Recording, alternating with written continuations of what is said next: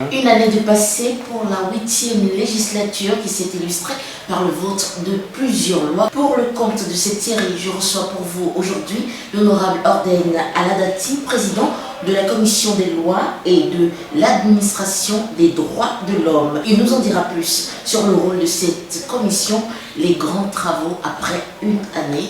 Bienvenue honorable. Merci, bonjour. Bonjour. Alors dites-nous, de quoi s'occupe la commission des lois et de l'administration des droits de l'homme? La commission des lois de l'administration des droits de l'homme, comme son nom l'indique, s'occupe donc de lois, de questions liées à l'administration et aux droits de l'homme. Au Parlement, vous savez, il y a 5 commissions permanentes. La commission des lois est l'une de ces 5 commissions permanentes-là. Il faut noter aussi que rien ne se discute en plénière si ce n'est étudié en commission pour son avis technique. Les commissions permanentes, toutes les 5, sont des commissions techniques de l'Assemblée nationale. Pour discuter politique au Parlement, c'est à travers les groupes parlementaires. Voilà. Après, les questions que l'on soumet à l'étude de la commission des lois sont déterminées par le président de l'Assemblée nationale, qui a le maillet. Quand un texte de loi vient au Parlement, soit un projet, soit une proposition ou une pétition, il appartient au président de l'Assemblée nationale de voir le contenu donc, du projet de texte ou de la proposition de texte et de décider à quelle commission il faudrait qu'il l'affecte. Souvent, on affecte les dossiers aux commissions pour 2 sortes d'études. Il y a des commissions qui sont saisies quant au fond et d'autres qui sont saisies pour avis.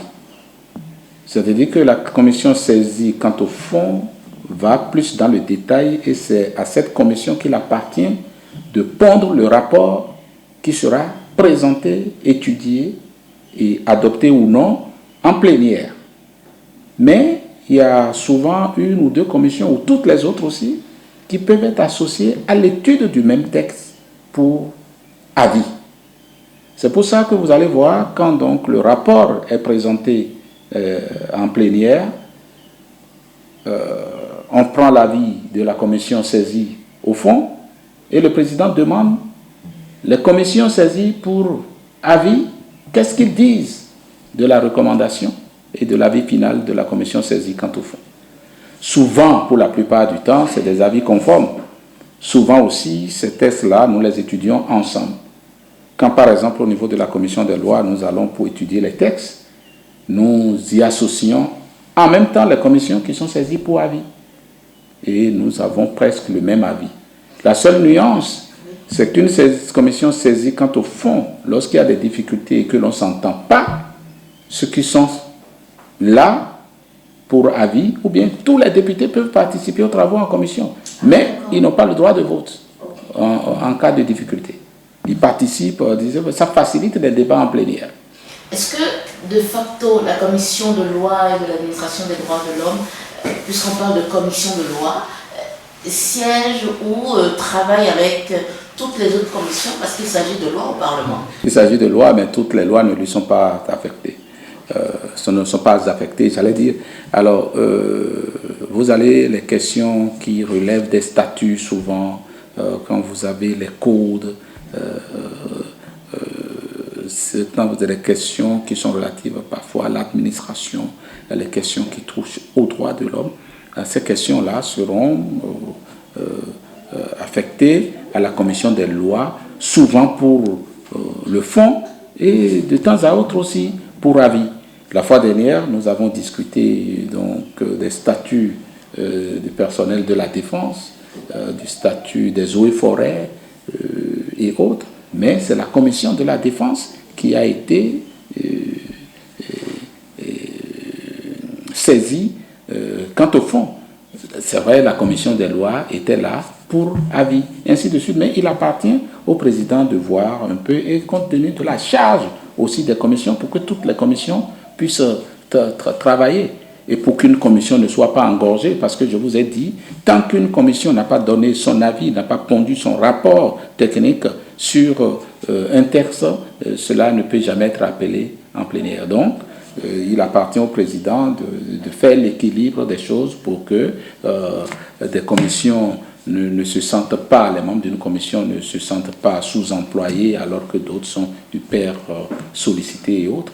Au regard des lois qui ont été travaillées par la commission des lois pour le compte de la 8e législature, est-ce qu'il est déjà arrivé que la commission dise non, nous pensons qu'on ne doit pas faire ci, qu'on ne doit pas faire ça, que cette loi ne pourrait pas passer?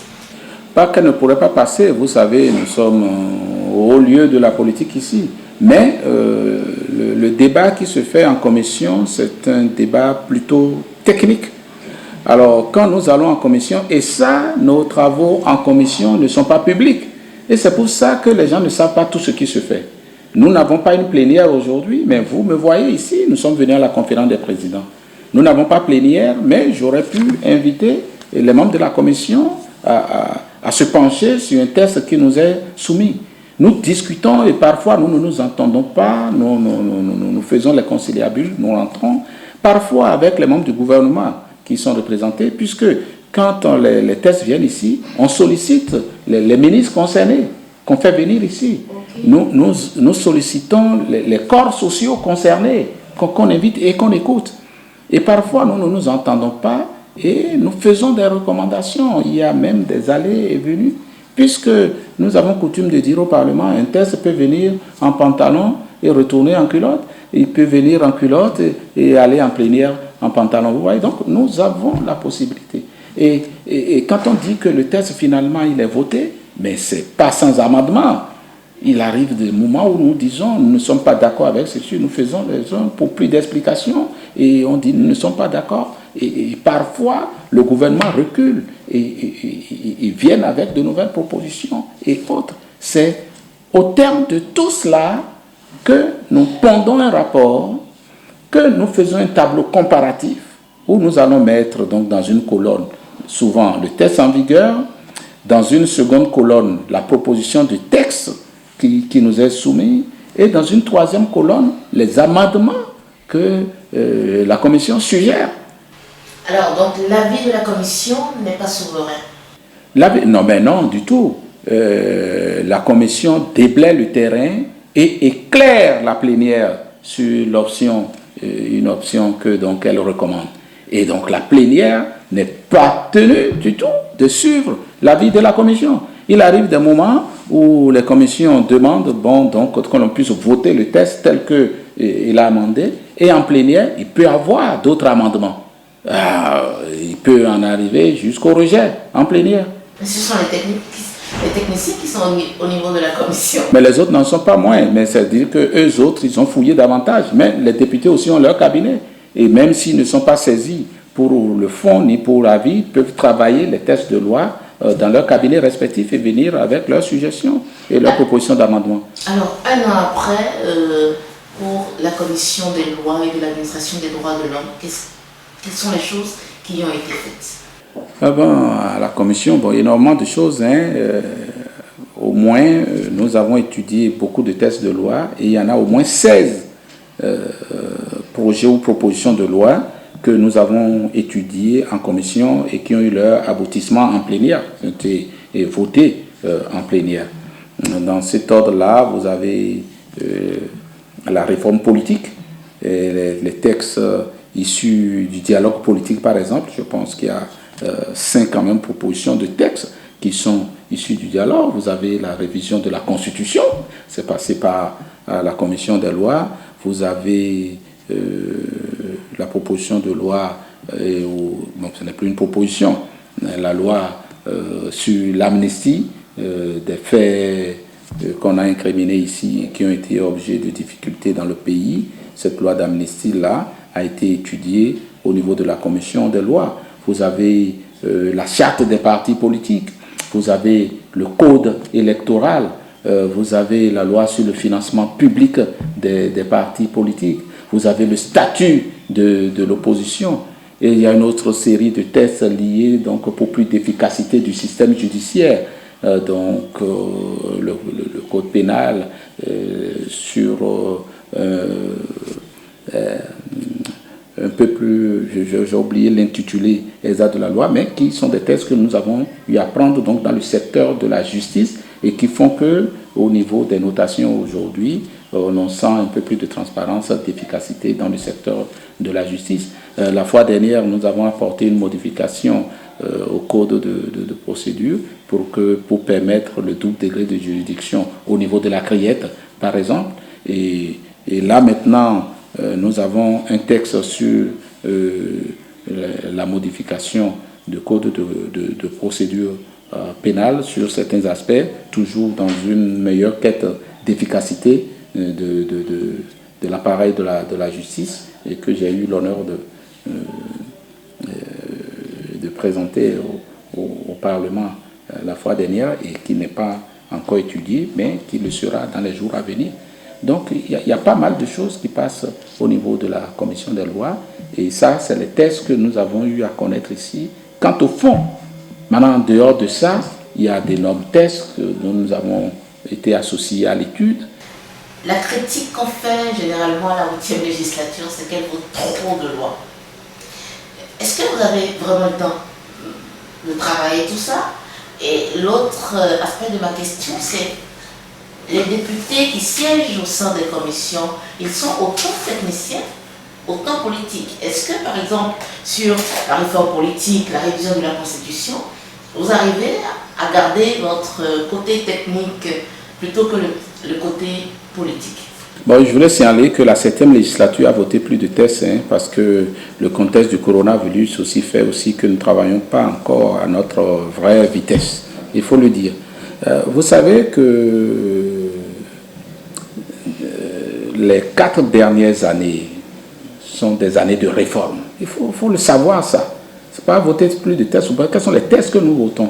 Quand aujourd'hui on vient et qu'au niveau de la notation on dit que le Bénin est ici, ça passe aussi par des réformes législatives. Donc quand vous avez un pouvoir qui est un pouvoir de réforme, c'est clair que l'Assemblée législative est très sollicitée. Et par rapport à cela, pour l'intérêt du peuple, la question se pose de savoir s'il faut suivre l'esprit de sa réforme ou bien jouer aux résistants ou pas. C'est ça la vraie question qu'il faut se poser d'abord. Alors, deuxièmement, je vous ai dit que les plénières que nous organisons, mais c'est le résultat de beaucoup de travaux en commission. Vous allez voir que les députés, ils viennent ici tout le temps. Quand moi je suis venu au Parlement, depuis la 7e législature, moi je ne suis pas reposé. Et ce n'est pas comme ça que c'était. Je n'ai pas vu que ce soit comme ça. Les députés, ils viennent ici tout le temps. Ils sont ici tout le temps, comme des jeunes scolaires, puisque les travaux doivent être fouillés. Et quand vous voyez en plénière et que par rapport à un test, on ne discute pas, on ne discutaille pas, c'est parce que nous discutons énormément en commission. Mais le côté technique, il faut relativiser le côté technique des membres, parce que ce n'est pas des techniciens qui sont dans les commissions, c'est les députés politiques qui sont ventilés de façon parfois un peu équilibrée dans les commissions. Ils sont d'abord politiques. Mais l'avis qu'ils donnent en commission, ce n'est pas un avis politique. C'est toute la nuance. Mais le technicien de la commission qui travaille, mais c'est avec un œil politique qu'il regarde les choses. Voilà, donc il faut bien pouvoir se lever et faire bien je ne sais pas si le mot distinguo, ça existe, mais il faut bien faire cette distinction et cette nuance dans les choses. Le député, il est politique. Il est politique. Mais quand il est en commission, il regarde les choses à travers son œil technique. Nous n'allons pas, parlant de la commission des lois, il n'y a pas que des juristes dans la commission des lois. Si vous avez un président qui plus est juriste, c'est une chance. Mais s'il n'y a pas de juriste à la commission des lois, on aura un président à la commission des lois, tout de même. On aura un rapporteur à la commission des lois. Et je voudrais dire au passage qu'à la commission des lois, il n'y a pas que le président. Il y a tout un bureau qui travaille. Vous avez un président, vous avez un vice-président, vous avez un rapporteur, vous avez un secrétaire, même 2 rapporteurs, vous avez un secrétaire. Et vous avez des assistants qui sont techniques par contre.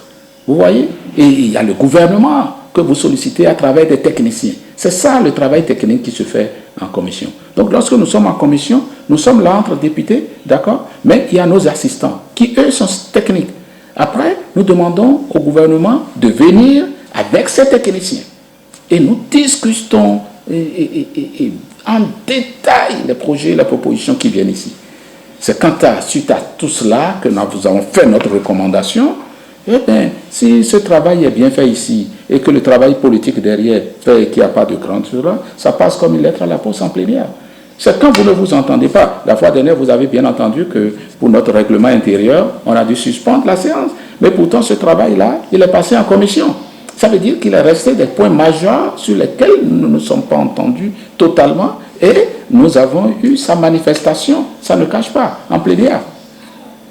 Et là, maintenant, on a suspendu, au niveau, c'est le travail de ma commission, le règlement intérieur. Moi, je continue de bosser à la maison, je continue de bosser en lien avec les assistants, et puis, les concertations continuent. Il y a un certain nombre de personnes à qui vous l'envoyez pour dire, bon, vous n'étiez pas d'accord, mais qu'est-ce que vous en dites là, ici.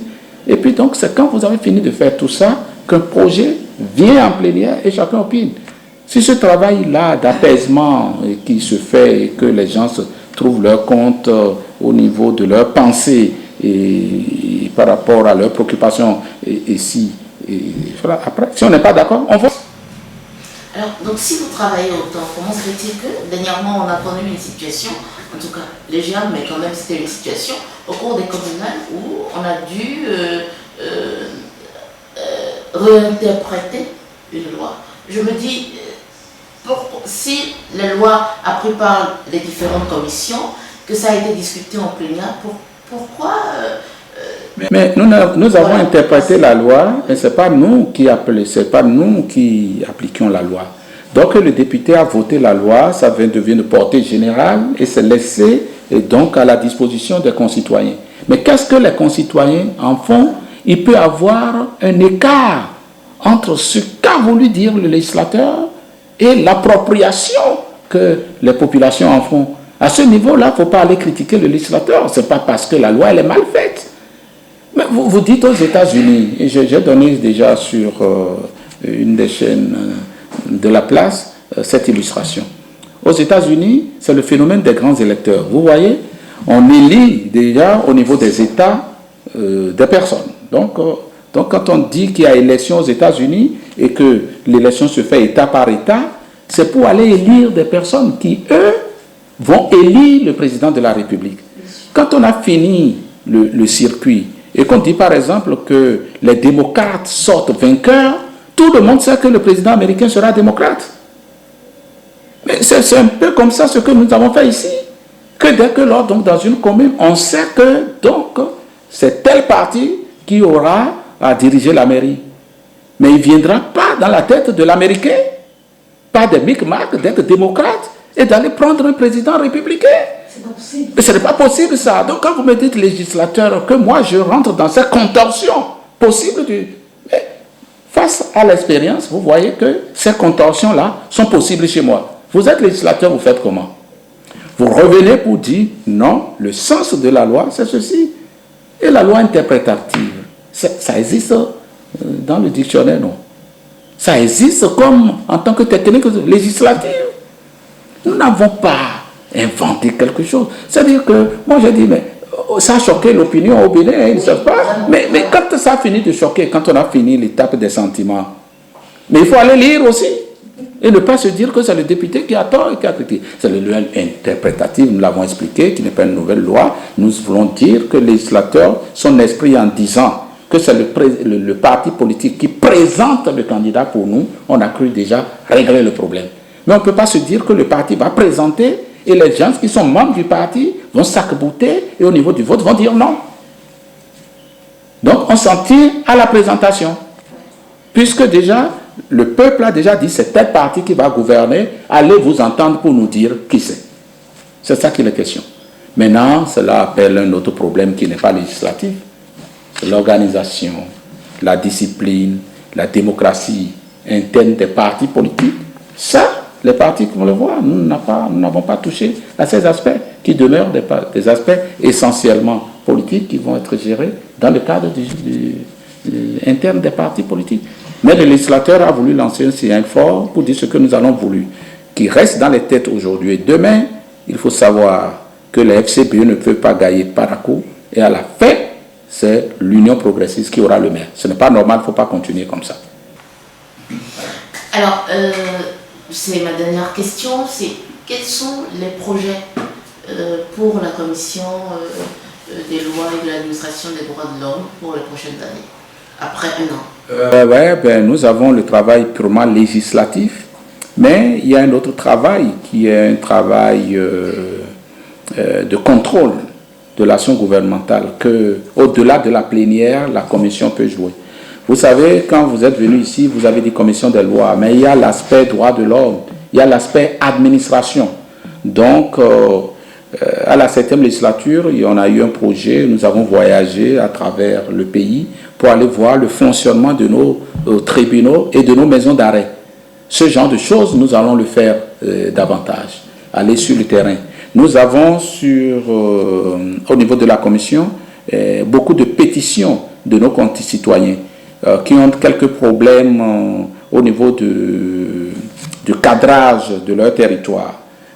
Nous avons des concitoyens qui ont écrit pour dire que notre village n'est pas dans la carte administrative, leur village n'est pas dans la carte administrative du pays, il faut revoir ces pétitions.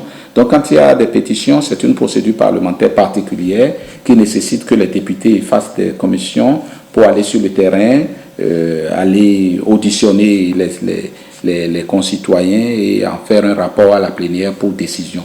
Donc ces choses-là nous attendent et je pense que quand les lois qui sont brûlantes ici et qui sont sur la table de la commission, nous allons les toiletter, nous allons prendre les rapports et les déposer sur la table du président de l'Assemblée nationale. Nous allons aller voir dans ces aspects de terrain pour un peu voir du côté des administrations, du côté des questions de droits de l'homme et tout. Nous allons, voilà. Donc ce n'est pas des projets pour les années à venir en tant que tel, mais ça rentre dans la mission classique de la commission des lois, de l'administration des droits de l'homme. Il y a des missions qui n'étaient pas très bien remplies de ce point de vue. Nous nous intéressons plus au travail législatif que les autres aspects naturellement. Et voilà, donc c'est un savant dosage qui va nous permettre de remplir notre mission. Merci. Et notre mandat. Merci, c'est moi qui vous remercie. Un bilan positif au terme d'une année déjà pour la commission des lois et de l'administration des droits de l'homme. En tout cas, le président que j'ai reçu, Orden Aladati, promet encore faire mieux et s'occuper davantage du volet administration des droits de l'homme. Mesdames, Messieurs, merci de nous avoir suivis.